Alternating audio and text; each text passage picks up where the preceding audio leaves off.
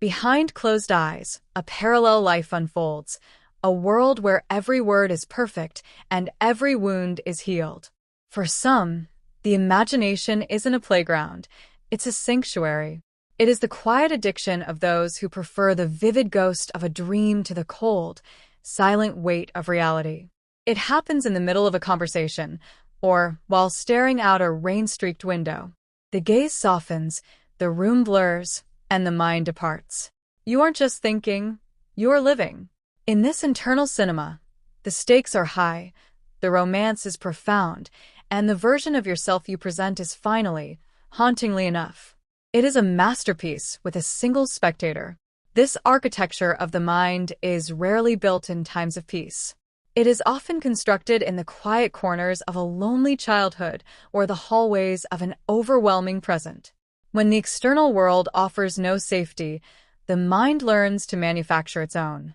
The fake scenario becomes a form of emotional insulation, a way to survive a reality that feels too thin, too chaotic, or too empty to bear.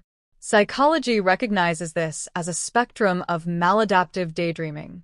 The brain, seeking equilibrium, triggers a dopamine response when these mental narratives are rehearsed.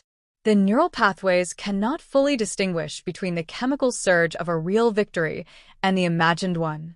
To the nervous system, the fantasy is a temporary relief from the cortisol of real-life inadequacy. But there is a cost to the cure. The return to the physical world feels like a crash.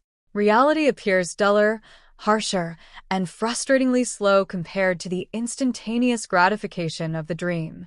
You find yourself grieving for people who do not exist and mourning lives you have never lived. The more beautiful the inner world becomes, the more the outer world feels like a prison. The realization comes when you stop looking at the stories and start looking at the needs they represent. A fake scenario about being rescued is a silent cry for support. A scenario about confrontation is a suppressed need for boundaries. These are not just idle fantasies. They are maps of the soul's unmet desires, coded in the language of what if. Healing is not about destroying the imagination, but about inviting the dreamer back into the body. It is the slow, often painful process of making reality hospitable enough to inhabit. It begins by acknowledging that while the dream is safe, it is static.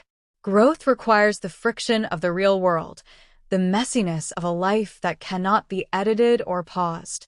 The mind is a beautiful place to visit, but a lonely place to stay. There is a quiet bravery in choosing the flawed, unscripted moment over the perfect, polished lie.